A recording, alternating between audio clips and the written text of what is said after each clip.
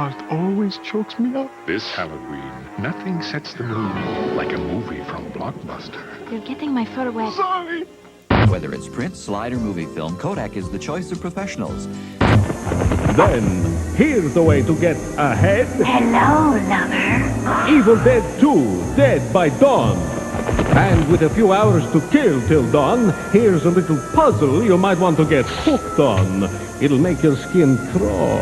Shadow skin. They're raising you-know-what in Hellbound, Hellraiser 2. Then, Welcome home. to take you kicking and screaming into the morning, it's Spellbinder. You will regret this for as long as you live.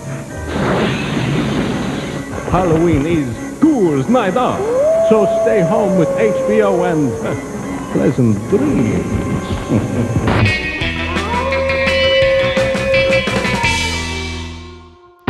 Welcome back to Mom and Pop Video Shop, and more specifically to another feature review. And in this episode, Joel and I are reviewing what I think is probably one of the greatest ghost story movies of all time. Indeed. Written and directed by arguably one of the greatest directors of all time. Yes. We are covering 1980's The Fog. Yes. Directed by John Carpenter, written by John Carpenter and Deborah Hill, and starring, we've got Tom Atkins, Adrian Barbeau, Jamie Lee Curtis, Janet Leigh, Hal Holbrook. Charles Cyphers. Dang it. Hold on. Brain scan. I'm not cheating. Oh, are you cheating? I was like, oh, come on. All right, he wins. He wins that round. You said Hal Holbrook, right? I did say Holbrook. And who's the old guy at the beginning that tells the creepy story? I can't think of his name. Talks like this. What is his name? Really? He was in The Paper Chase. See, kids, when you get old, this is what happens. You can remember an actor's filmography. John Houseman. There it is. Yes. I knew if I just talked long enough. So John Houseman and John Carpenter, who has a small part. I always forget that until I watch the movie.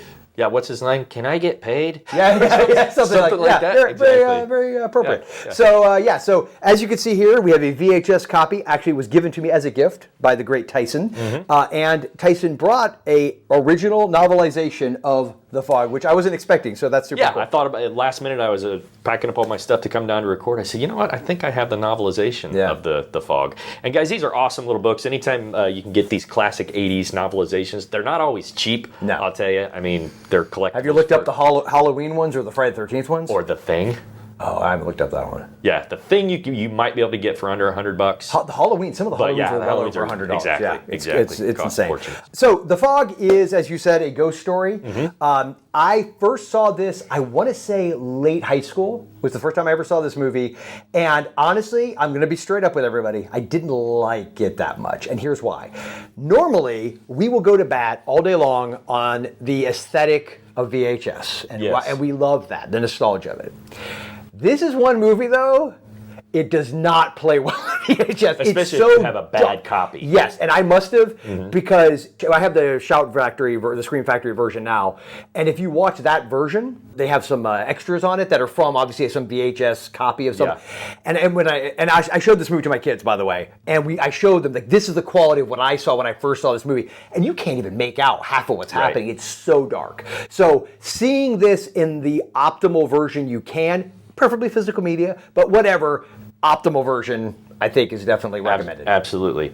So you said late high school. What would that have been for your early 90s? Yeah, early 90s. Okay, I probably saw this for the first time before you did, even given our age difference, because this is another one of those, I think I've mentioned on the show before, that my parents would pretty much let me watch anything. If my mom wanted to see something and rent something from our local mom and pop video shop, she didn't mind if I was home sitting on the couch with her and she would rent, scary stuff. That's how we watched Halloween 2 for the first time.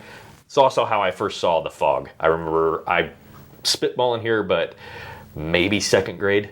Whoa. Watching this. So. I feel like this would have been freaky for a second. Yeah. Even though this is mild by Carpenter standards. And that's what I mean. I mean, I appreciated it as a creepy ghost story, but visually there's a couple little jump scares and a little bit of makeup effects, but it's definitely an atmospheric ghost story. Yes. So honestly, at that age, for whatever reason, I think it's because I'd already been exposed to Freddy and Jason and the gore and the slashers. Sure. this one didn't keep me up at night. It's one of the earliest movies I remember at that age appreciating a cool story. Yeah. And if you've never seen The Fog, you owe it to yourself to do that. Especially, obviously, if you're a Carpenter fan, we're just going to assume you have seen it. But for those people who haven't, that are looking for something during this Hallow season of October, this is I feel like it's not a Halloween-centric movie, but it has that feel and that tone. If you don't have the time to watch it and you're just doing stuff in the month of October and you want to get yourself into the Halloween mood, put the soundtrack on and listen to it. This is one of my favorites. Yes. So my favorite John Carpenter movies, this is probably in my top 5, actually. Sure. But it's not my number 1. However, my kids at this point have seen Halloween. They've seen The Thing, of course. They've seen I keep wanting to say Attack on Precinct, Assault on Precinct 13. They have seen Big Trouble in Little China. I think that's it so far. Okay. But after this movie ended, all 3 of my kids said, "You know what, Dad? I think that's our favorite Carpenter movie we've seen so far." Like, their favorite. They loved it. Watching this movie, especially widescreen as you do now, it's so beautifully shot. Like, for an independent film, it's just... That's a good point. The fact that they shot this in Panavision, just like Halloween. In my opinion, the only way to watch this is widescreen. Oh, I mean, of course, old school, with the full frame with the pan and scan that they would do. But yeah, so we got Dean Cundey, who was the DP, who did Halloween, who did this. Escape from New York. Did he do The Thing? I think he did The Thing. Yes. Did he? I Okay. think so, yeah. Obviously Jurassic Park. I mean, lots of other movies.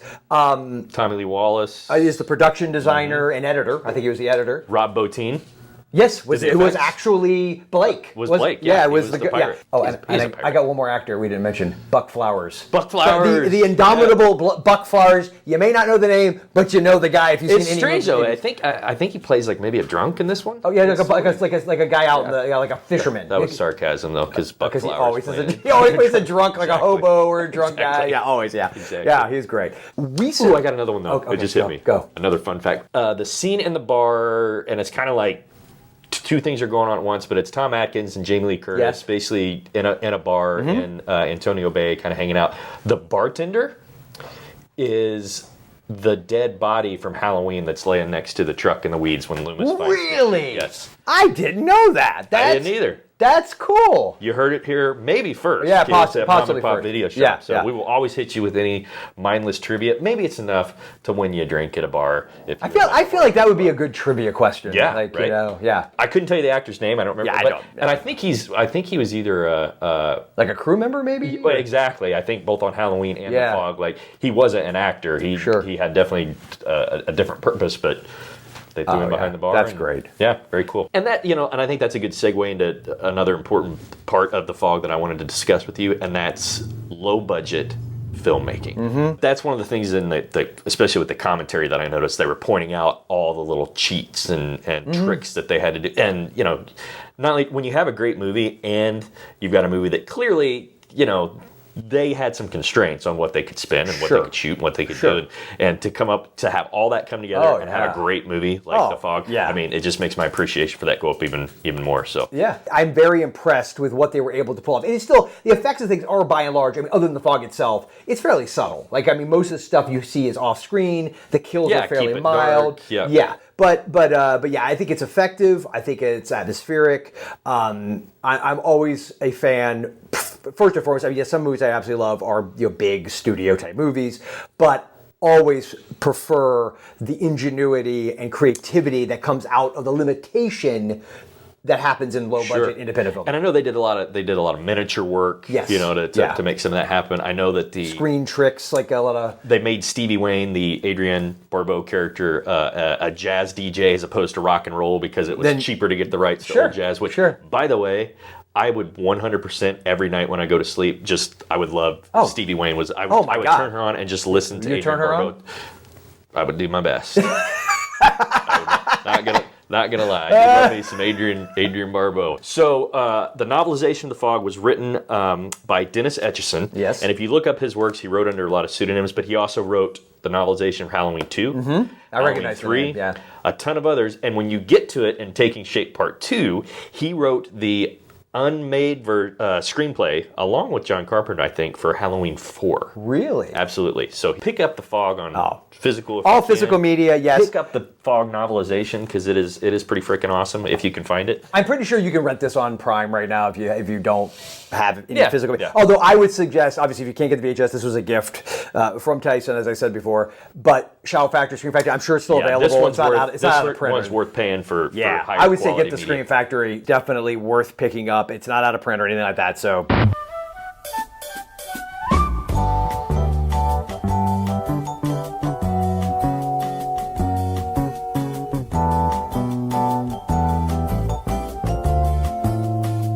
So for you, I'm going to assume it's a 4 or a 5 tape. I got to be honest with you. I'm probably going to commit a misdemeanor and steal this bitch and pay the $80 to keep it. Proving that there's a kinship here, I would be This is your a 5 for me. I would be partnered in crime at this We could point. split it and then hypothetically record it. Oh, It would- double crime. Exactly. Boom, I like that. Hey, statute of limitations would be long since over, and we're hypothetical. We didn't actually do that. Ever? Yeah. Right, sure. So we would both keep this. It's a 5 taper for both of us. Definitely willing to keep it out. In other words, own it, buy it, put it in your collection. Yeah. We highly recommend The Fog. Let us know. Number one, if you've never seen The Fog, I would be very interested to know if you happen to be one of those folks. Leave that in the comments. And let us know what your favorite John Carpenter flick is, because we will inevitably get to it at some point on this channel. So with that, thanks for tuning in to Mom and Pop Video Shop. And remember, at Mom and Pop Video Shop, our love of The Borrower never stops. Thanks to Warlock and Hellraiser, the horror genre is hot again. Isn't that something? Now, from the critically acclaimed director of Henry, Portrait of a Serial Killer, comes The Borrower, a new kind of horror film. There ain't nobody gonna believe this. An alien serial killer from another universe comes to Earth. You are weird. Weird. It's a monster. And Ray Don Chong is the detective who must find him. Oh my God. Not since Reanimator has there been such a movie. The Borrower, the ultimate head trip. Kinda cute. Kinda. John McNaughton's The Borrower.